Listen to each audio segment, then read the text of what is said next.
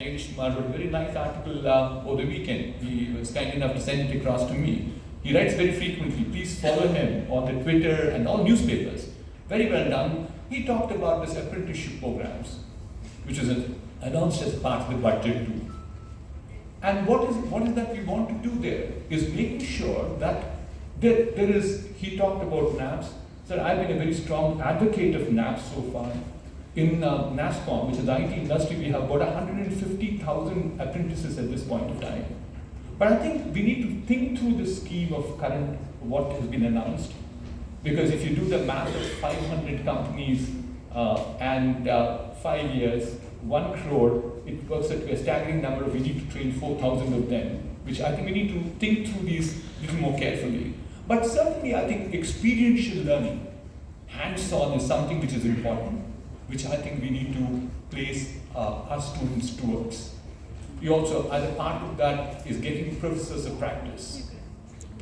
The fourth one I'll call out is all about flexibility in terms of learning.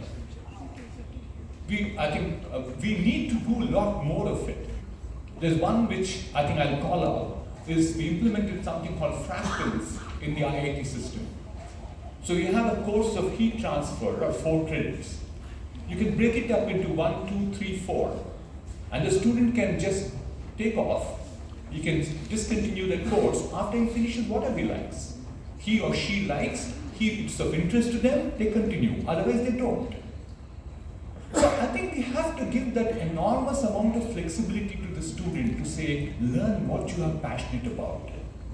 So therefore, why are we saying, 100% of the courses are to be in core? No, we said, no, Mr. Reddy, we've changed. Yeah, I know, we've changed. But I keep saying, I want 100% flexibility to the student.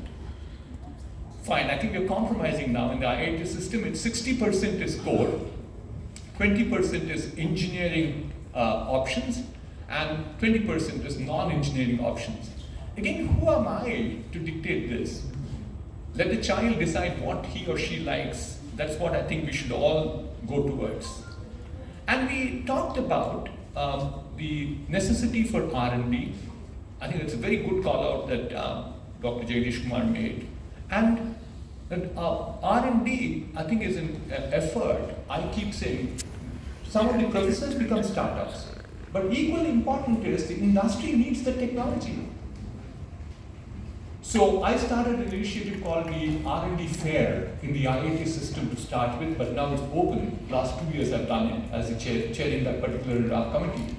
And what are we doing? We are showcasing the best of technology that's available in the higher education system to industry. Last time we showed 150 projects. We had 2,000 footfalls.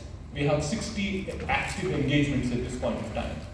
Because one of the things people have to recognize is that R&D requires money. And money cannot just be one-way street from government into education institutions. That has to be monetized. And monetization will happen only when you find customers for the work that you've done. So these are some of the interventions I feel are very critical for us to make sure that we can address this issue of the uncertain world, uncertain job environment. If you prepare these students to become more adaptable, more resilient, they can definitely face all these challenges. But the key lies that it is not just the onus or responsibility of education institutions alone. It has to be a joint effort of this complete society, which means it has to be policymakers, it has to be industry, it has to be academia. Since I see both industry and academia, and policymakers, Mr. Limbadri is here as the chairman of the Higher Education Council. My request to all of you is, let's join hands and work together to build an India which truly will go towards Viksit Bharat. I think several good things that are happening. Today, there's yet another report that World Bank has released. They talked about several challenges we may have in years to come, but they called out one thing very well. They said Atal Innovation Mission, the Government of India's initiative, was an outstanding effort. That's what they called out in the World Bank report. So there are good things, but what we need to do is execute all of them. And it's not an effort for one single individual. It is for all of us as a society. So thank you very much again, FICCI, for inviting me, and good luck with the rest of the session. Thank you.